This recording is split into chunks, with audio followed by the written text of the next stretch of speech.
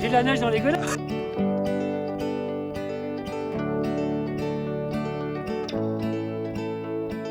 On est hors du temps, on est dans la 4e dimension. Tu fais druide le reste du temps.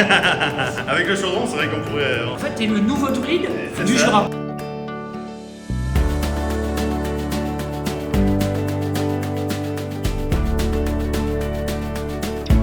Forcément, on vient dans le Grand Nord ici. C'est pas facile, t'as vu, je suis tout essoufflé, il faut monter la montagne. Bah c'est dur quoi. Bah, qu'est-ce que je fais pour vous quand même les amis? J'espère que vous m'en serez reconnaissants un jour. On est dans le Jura, Foncine-le-Haut, on est à 1000 mètres d'altitude et j'ai rendez-vous avec mon pote Fabien. Fabien il fait du fromage, mais là il nous invite à bouffer au resto à côté, au resto d'altitude là, chez Valentin, où on va manger évidemment de la raclette. Moi je vous souhaite bon appétit parce que bon, il est 12h30, j'ai faim. À tout à l'heure.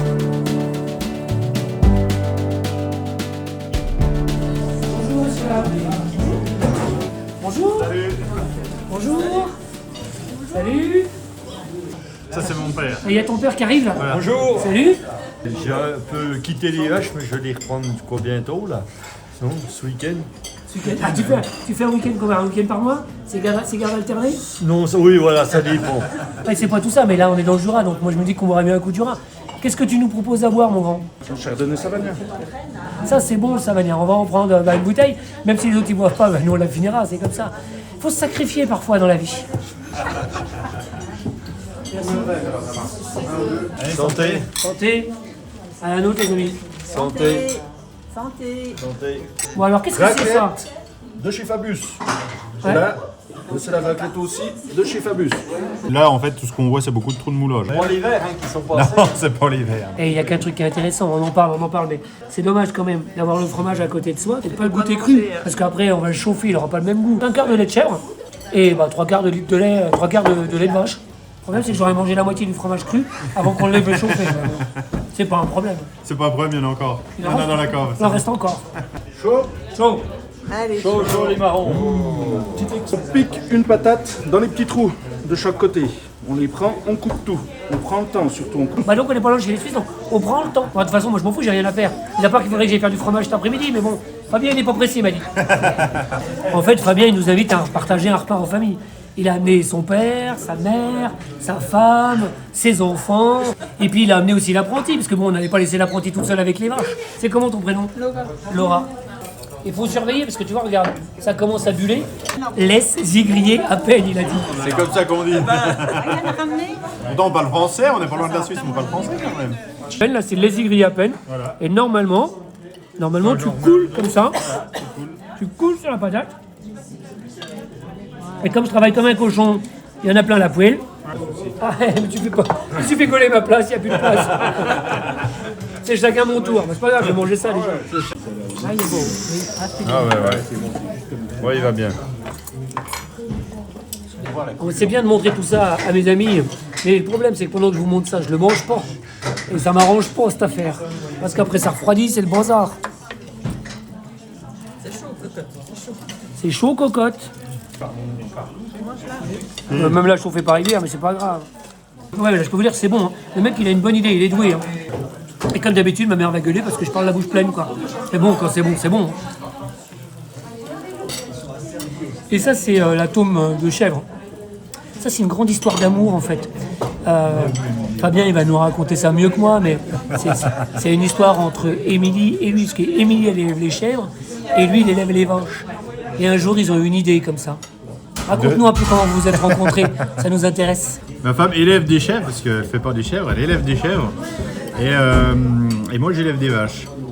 Et un jour, vu que j'ai la fromagerie, j'ai proposé en fait à Émilie de fabriquer un fromage commun, de faire une tome en fait corps chèvre, on appelle ça, 1 quart de lait de chèvre, 3 quarts de lait de vache. Et voilà, tout est parti de là. Ce qu'il ne dit pas en fait, que moi je sais, c'est comme ça qu'il a rencontré sa femme. La rencontre s'est faite par le biais du lait en fait, du lait de chèvre. Et après ils ont mélangé le lait et puis ils ont fait des enfants. Enfin un seul pour l'instant. Moi j'ai trouvé une copine, c'est ça qui est important. Ah ben en plus on est raccord. On a presque les mêmes t-shirts.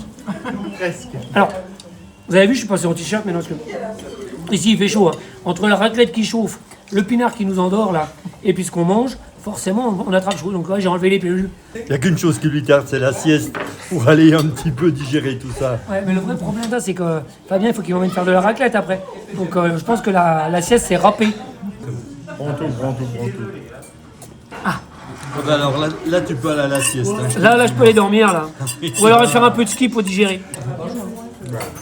Mais t'as faim toi aujourd'hui? Il est bon, moi. Il est bon. Je trouve qu'elle mange plus que chez nous. Alors, pas de chance, hein, j'ai un corps de Dieu, mais c'est celui de Bouddha. Qu'est-ce que tu veux y faire? C'est la vie, c'est comme ça. C'est un petit breuvage maison que j'ai amené exprès pour aujourd'hui, du nectar d'abricot. On a des bons abricotiers dans le Haut-Jura, ils donnent. J'en fais pas beaucoup, hein. C'est parce que toi, il y en a en rab, alors comme ça, on en fait un. Puis après, ouais, si on a soif encore, on en fait un deuxième. On va te chiner quand même. Santé. Conservation. Les amis, à la vôtre. Pas de l'abricot, ça. C'est de la gentiane, c'est sûr que c'est pas de l'abricot, je me suis fait avoir sur ce coup-là. Là, c'est sûr, hein, ça. Là, ça enlève le gras, t'es tranquille, là.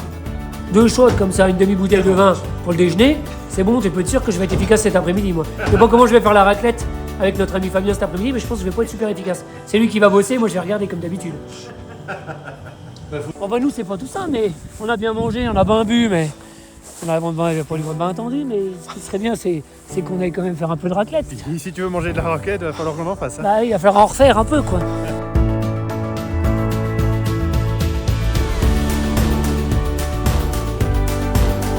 Alors là, oui, les amis, on est dans un univers, on est hors du temps, on est dans la 4e dimension. T'as un gars, là, regarde, il fait 20 cm de plus que moi, il fait du fromage à la main, c'est un truc de malade, si tu veux. On chauffe dans du cuivre, tout est fait à la main là-dedans, tout est en bio. Les moules, tu vois, il fait 3 raclettes avec 200 litres de fromage. Enfin, on est un peu quand même chez les Gaulois, quoi. Tu te croirais dans le village d'Astérix. C'est presque ça. En fait, tu fais Dorite le reste du temps. Avec le chaudron, c'est vrai qu'on pourrait. On c'est ça. ressemblerait à. En fait, t'es le nouveau druide du ça. Jura. Enfin, on est dans le Le Haut-Doubs. nouveau. On est dans le Haut-Doubs. On n'est pas dans le Jura, on est dans le Haut-Doubs. On est dans le Jura. Ah, bah, on est dans le Jura. Ah, Donc en fait, c'est le nouveau druide du Jura. C'est ça. Si vous avez besoin de potions magiques, vous n'hésitez pas, vous passez par là. Quand t'as mangé du fromage, ça décuple tes forces. Et évidemment, quand t'es tombé dedans quand t'étais petit. Eh ben, tu deviens pas très grand. Oui, mais c'est quand même du chaudron à l'ancienne. Même si c'est fabriqué actuellement avec du cuivre, tu vois. On faisait ça il y a 50 ans, 100 ans, 200 ans, je sais pas. Enfin, on a toujours travaillé le fromage avec le cuivre. D'ailleurs, c'est obligatoire sur une partie de l'appellation comté. Même si là, on fait de la raclette, si t'as pas un chaudron en cuivre, ça marche pas. Un effet qui maintient en fait la chaleur beaucoup plus longtemps. C'est vrai qu'à l'époque, quand ils fabriquaient comme je le fais là, en fait, au feu de bois, bah, c'était le matériel le plus pratique pour le faire de toute façon. C'est vrai qu'on voudrait retrouver un petit peu des chaudrons français, parce que moi j'ai encore un ancien chaudron qui a plus d'un siècle aujourd'hui, qui était fait en fait du côté de Pontarlier, et aujourd'hui en fait il n'existe plus. Et là, les enfants, vous avez vu, c'est comme à la maison. Je pense que je vais mettre un chaudron à la cheminée à la maison pour faire qu'un pot au feu. Alors le truc, c'est comme la cheminée elle tire pas beaucoup, bientôt on va être fumé, ça va être comme les andouilles, tu vois. Je pense que le lait il a quoi là, 32, 33 33 degrés là. Ouais. Qu'est-ce que tu as mis dedans pour que ça commence à faire du fromage? Donc là on a lancé en fait la présure, on fait un gros yaourt en fait, et après on va le découper, le décailler, et ensuite le mettre en fromage. Et là on en a pour combien de temps, le temps que ça prenne? Donc là il y en a pour 20 minutes. On est sur des raclettes au lait cru évidemment. Exactement, ouais. On chauffe pas de trop. Non, on chauffe pas de trop, non, on peut chauffer moins. Après, j'aime bien un petit peu sécher mon grain assez quand même pour avoir des raclettes assez fermes. J'ai toujours eu en fait la passion du fromage. Depuis tout petit, je mangeais déjà en fait énormément de morbier parce que j'adorais ça. Je suis parti un petit peu bourlinguer à droite à gauche. Hein. J'ai fait plusieurs pays où c'est que j'ai travaillé pendant 4-5 ans. Quand je suis revenu en fait ici, je dis mais c'est ce qu'il faut faire en fait, faut qu'on fasse du fromage parce qu'en fait historiquement il y avait plus de fromager comme je le fais aujourd'hui à l'ancienne. Donc je dis mais c'est ça qu'il faut redévelopper et c'est ça qu'il faut essayer de travailler. Aujourd'hui en fait je prends plaisir en fait à rentrer en fait dans ma fromagerie et cette odeur de fumée c'est vraiment extraordinaire. Et puis après c'est tellement simple en fait de chauffer en fait, de mettre du bois sous un chaudron et de faire monter en température. Il était au bistrot. Et vous vous rendez compte les amis, il faut être complètement dingue. On est dans le Haut-Jura, dans un bled complètement paumé. On vient faire du fromage, on vient faire de la raclette. Qui est-ce qu'on trouve? Un fromager qu'on a vu à côté de chez notre pote Florian Mollet, au marché de Saint-Satur. Enfin, le monde est petit quoi, tu vois. Comme quoi, des fois, on se trompe pas quand on va sur les marchés, on trouve quand même les bons commerçants. Ah bah oui, ah oui. Ah oui. On fait donc Saint-Satur, Auxerre, Clamecy et Cosne-sur-Loire. On connaît les vaches, on connaît les fermiers, on connaît les fromagers, et c'est ça qui est important. Ouais, tu peux me parler du produit, tu Ah as oui. le terroir, t'as le terroir dans le sang, Bien quoi. sûr. On est Quel amoureux du fromage, on est amoureux de ces gens-là, c'est important. Quel âge t'as? J'ai 60 ans. Et qui c'est qui reprend la boutique derrière? Qui va faire le même métier? Ah ça, C'est une bonne question, hein. c'est une bonne question. C'est comme le vin de qualité. Vous êtes tout en allocation. N'importe qui ne peut pas avoir accès aux raclettes de Fabien. Bon, moi, l'avantage, c'est que comme je suis venu aujourd'hui, je repars avec 2 roues. Comme ça, j'en ai pour ma semaine. Tu vois, on est bien. Ils se marrent, je sais que je les aurai pas. Bon, mais c'est comme ça. C'est pas grave. Déjà, si je repars avec un peu de fromage pour la maison, ça sera pas mal. Les prix attirent les clients, mais il n'y a que la qualité qui les retient. C'est ce que ma grand-mère disait toujours. Le prix s'oublie, la qualité reste. Si c'est pas cher, mais que c'est dégueulasse, bah c'est très cher. Bah voilà, on est d'accord. Voilà. Moi, les clients, ils nous disent des fois, oh bah quand même, hein, c'est un peu cher. Je dis, mais est-ce que c'est bon? Ah ouais, c'est bon. Bah alors c'est pas cher. Bah non. C'est ça. Quand on a ça sur un étalage, voilà, Avec le chaudron? avec le chaudron, et quand les gens voient ça, ils se disent, non, ça c'est sûr, c'est pas l'industrie. De toute façon, tu regardes la couleur et tu regardes le toucher, tu regardes la croûte du oui, fromage, c'est bon, on vit hein. pas dans le même monde, c'est évident. À bientôt.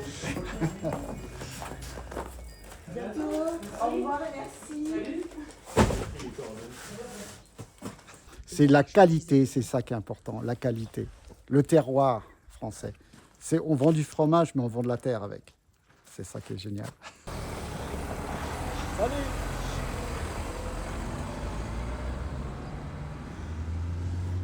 Ça, c'était historique dans le secteur du Haut-Doubs, là, de faire des raclettes comme ça? Alors, historique, pas forcément, parce qu'à la base, en fait, c'est là où on faisait beaucoup en fait, de morbier à l'époque. Moi, comme je dis, faut laisser le temps au fromage de se faire. Et j'ai beaucoup d'affineurs qui me disent, enfin d'affineurs crémiers, en fait, à qui je vends les fromages, qui en veulent toujours plus. Je dis, mais laissez voir le fromage se faire. On a le temps, faut pas trop se presser. Puis il n'y a pas de volume en fait. Quand tu as 200 litres de lait dans un chaudron, qu'il te faut 10 litres de lait pour faire un fromage, pour faire 1 kilo de fromage, tu fais le calcul toi, hein, c'est vite fait quoi. Tu fais 20 kilos de fromage par chaudron, tu fais un chaudron par jour, ça fait 20 kilos de fromage. On sait très bien qu'on ne va pas arroser la France entière ou le monde entier. On est simplement là pour comme je dis, moi je prends juste du plaisir en fait à faire mes fabrications comme ça à l'ancienne. Et c'est ça le plus important pour moi. Ça et les vaches quand même un peu. Oui, parce qu'il y a aussi le troupeau à côté, mais ma passion reste la fabrication du fromage. Quand je suis à la traite le matin, je reviens en fait après, je fais ma fabrication. Voilà, c'est autre chose. Puis c'est vrai que quand on a des temps comme ça, je veux dire, voilà, on est dedans. Enfin, le soleil qui éclaire la neige et tout, c'est juste magnifique. Donc on profite aussi, quoi. Ça c'est quelque chose qu'on aura retenu du Jura et du Doubs, c'est qu'il faut prendre le temps pour faire du fromage. Toujours prendre du temps. Mais bon, je crois qu'on vit dans un autre temps avec la montagne en fait. Ils sont pas stressés, il n'y a pas la télévision, il n'y a pas la radio, il n'y a pas l'internet. À peine si on arrive à monter par les routes tellement c'est enneigé. Toi, ça fait un gros yaourt. Ouais, ça a pris. Voilà. Donc là, en fait, tu vois qu'il a pris. La prisure, en fait, a fait son travail. On va le découper, le trancher. Et après, je vais le décailler pour faire des petits grains. Pour ensuite le sécher et le mettre en moule. Ce que j'utilise là, c'est un tranche-cahier. Une guitare, ouais. Ouais, c'est accordé en mi majeur. C'est ça qui est important. Exactement. Donc là, je vais juste faire la croix, ce qu'on appelle. L'objectif de couper le fromage, il est simplement en fait de sortir ce qu'on appelle le petit lait. Alors, on a décaillé, c'est-à-dire qu'on a fait des petits morceaux en fait dans le fromage d'origine, dans le gâteau d'origine. Et le petit lait il remonte. Et le petit lait c'est du lactose à 100%. Et donc ce petit lait, on veut le sortir du fromage parce que c'est pas ce qui nous intéresse. Toute la ferme est en bio là ici. Donc toute l'exploitation en fait en agriculture biologique. Pour moi c'est l'avenir en fait. Voilà, on est obligé en tant qu'agriculteur aujourd'hui de travailler en fait avec l'environnement, et puis on essaye d'éviter les antibiotiques chez les animaux, on essaye de travailler le plus simplement possible.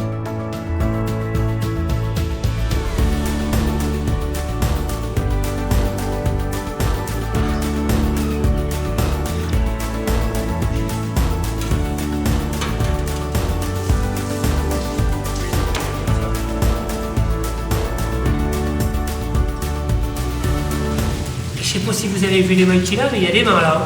Faut pas prendre une calotte. Hein. Écoute, moi je regarde les gens travailler, ça me change un peu, tu vois. Ça c'est cool. Alors on a pressé le fromage hein, pour éviter qu'il y ait de l'air dedans, pour éviter d'avoir des trous. Parce qu'en fait, plus il y a de gruyère, plus il y a de trous, plus il y a de trous, plus il y a de gruyère, plus il y a de gruyère, plus il y a de gruyère, c'est pas ça. En plus, on fait pas de gruyère, on fait de la raclette. C'est deux choses complètement différentes. On l'a perdu. C'est un peu ça. Ah, c'est beau, hein. C'est pour ta forme? Ouais, c'est pour tenir en fait que la forme se fasse bien. Mais... produit, je dirais. Et voilà. Alors les amis, en fait c'est vachement facile, hein. Il vous faut un chaudron en cuivre, une cheminée, une presse, des vaches Montbéliardes, et avec ça vous êtes pareil, vous pouvez faire de la raclette, hein. Un peu de feu, vous êtes bon, vous avez vu comment on fait, il n'y a pas de secret. On n'a pas parlé de salage. Ça sera un peu plus tard le salage. Ça sera plus tard le salage, c'est ça. quand on va descendre en cave. Exactement. On va aller voir un petit coup la cave. On va aller faire un tour dans la cave, parce que le problème en fait c'est que comme on a bouffé toute la raclette à midi, forcément il fallait qu'on vienne en refabriquer cet après-midi, toi, il n'y avait pas le choix. Moi il m'a dit tu manges de la raclette mais tu rebosses cet après-midi. En fait j'ai pas bossé beaucoup, j'ai juste accompagné.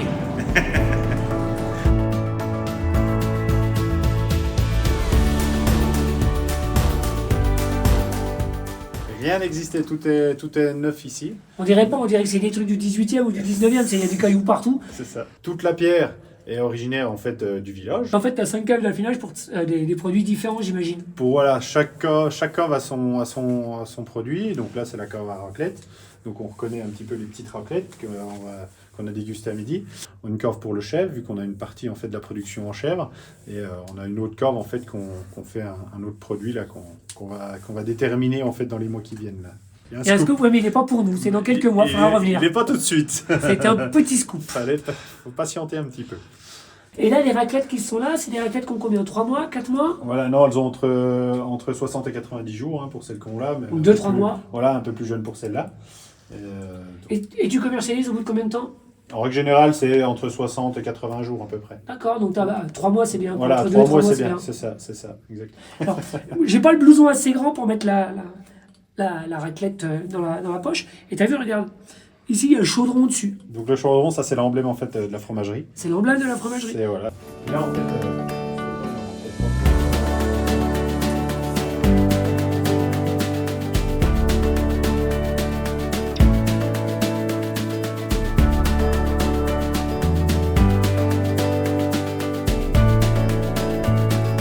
Bon alors là, les amis, moi je vais rentrer au resto hein, parce que bon bah faut que j'y aille quoi. Et il faut rouvrir la boutique. Mais on a un moyen écolo. Franchement il y a quelqu'un qui pousse. Wouh